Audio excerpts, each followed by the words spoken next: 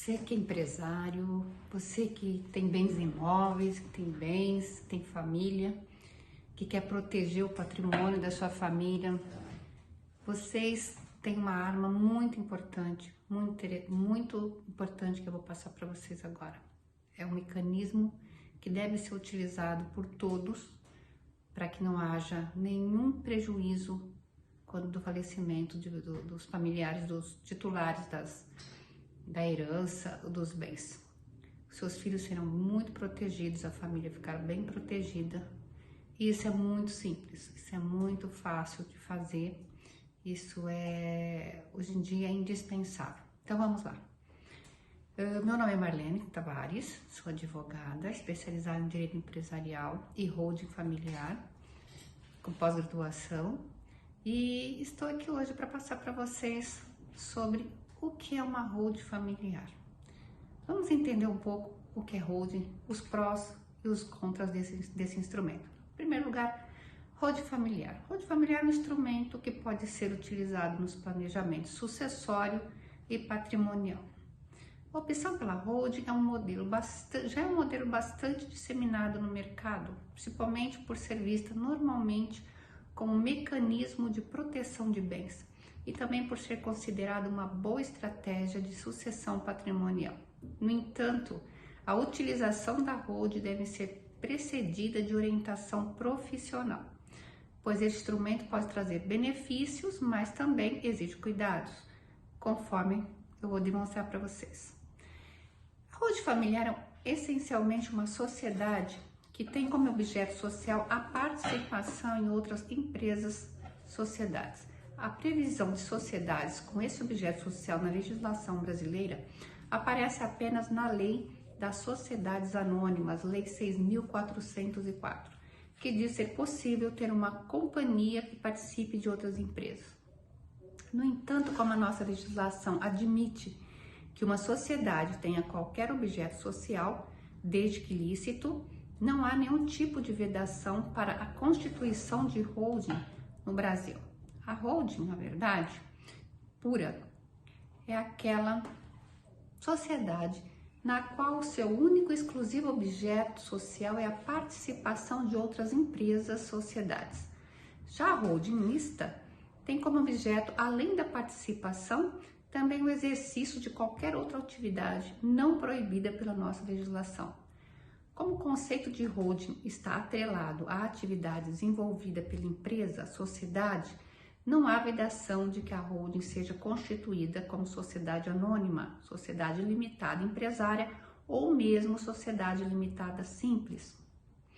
A holding pode ser utilizada por famílias, empresas, empresárias ou não.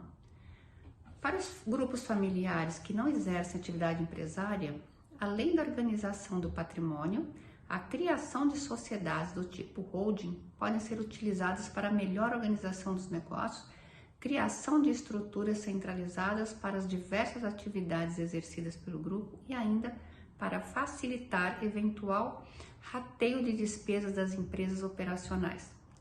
No entanto, é preciso ficar atento. A holding não é um instrumento de blindagem patrimonial, deve se deixar bem claro. Ela normalmente apenas torna eficiente a gestão do patrimônio. Não existe blindagem patrimonial em uma época na qual a justiça brasileira está equipada com instrumentos verdadeiramente eficientes de acesso a bens e patrimônio de eventuais devedores. Pois bem, como se dá então a criação da holding? Vamos lá. A criação da holding como instrumento de planejamento patrimonial ou sucessório deve ser avaliada caso a caso. A realidade dos interessados deve ser considerada para definir se esse instrumento será mesmo o mais adequado.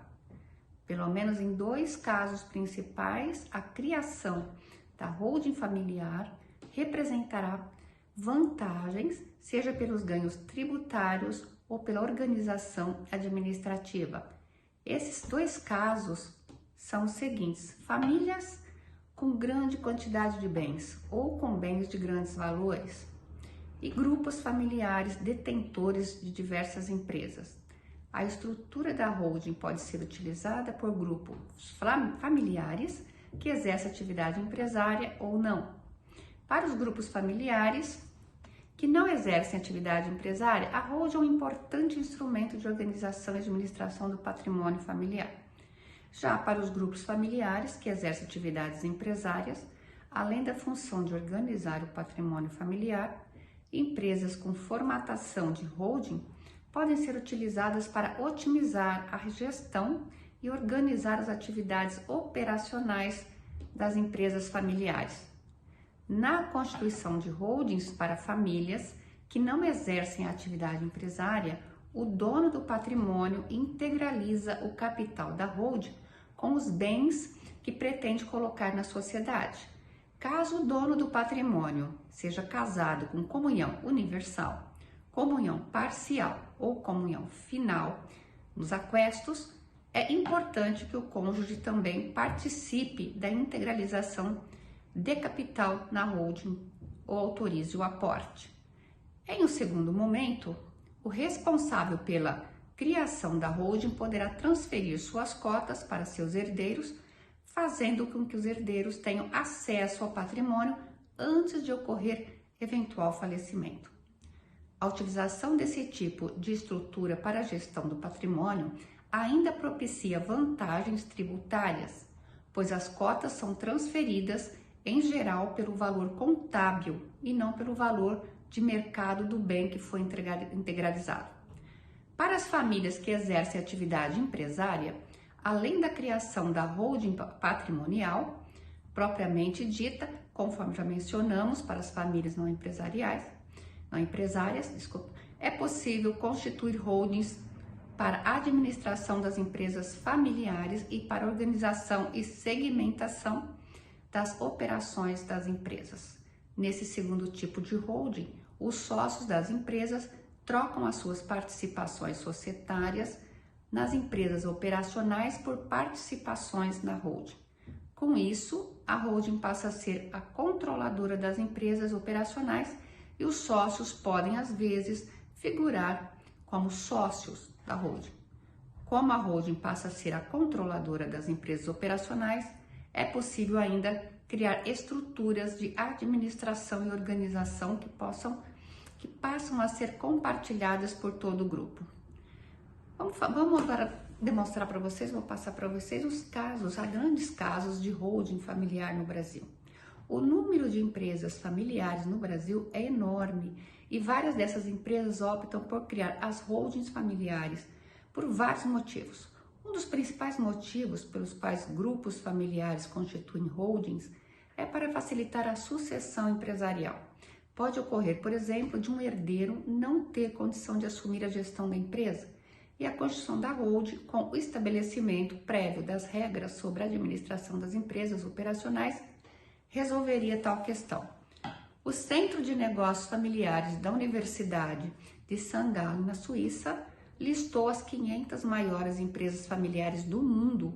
A classificação foi feita considerando a receita dos negócios das empresas em estudo realizado no ano de 2015.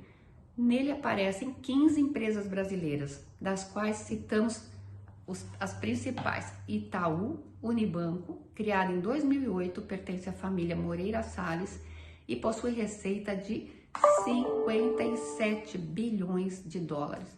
É uma das maiores holdings do mundo. Globo Comunicação e Participações S.A., ocupante da posição 295 no ranking da pesquisa. A holding da família Marinho possui receita de 4,6 bilhões de dólares. Podemos citar ainda as conhecidas metalúrgicas Gerdau S.A., Gol S.A., Votorantim Participações S.A., Companhia Siderúrgica Nacional, Camargo Correia S.A., dentre outras. Então, quais são as vantagens da holding familiar? A criação de uma holding, quando indicada por um profissional competente, apresenta vantagens significativas como facilitar a sucessão, a proteção patrimonial e o planejamento tributário. Vamos lá, quanto à sucessão patrimonial. A holding pode ser um importante instrumento na sucessão hereditária.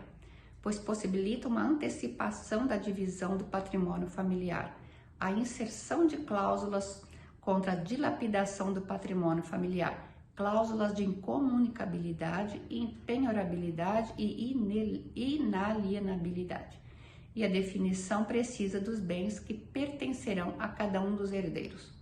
Essas medidas propiciadas pela holding evitam eventuais conflitos entre os sucessores e impede a paralisação do patrimônio pelo tempo em que perder o inventário. E qual é a proteção patrimonial? O patrimônio da holding familiar não se confunde com o patrimônio de seus sócios. Os bens empresariais não são atingidos diretamente no caso de possíveis demandas judiciais, a não ser em casos extremos, como fraude, abuso da personalidade jurídica, caracterizado pelo desvio de finalidade ou pela confusão patrimonial. No entanto, para se alcançar o patrimônio da holding em caso de processos contra qualquer de seus sócios, há necessidade de se instaurar um incidente processual denominado incidente de desconsideração da personalidade jurídica. Então vamos ao planejamento tributário. A holding também é uma estrutura que auxilia no planejamento tributário. A primeira vantagem tributária diz respeito aos valores de integralização.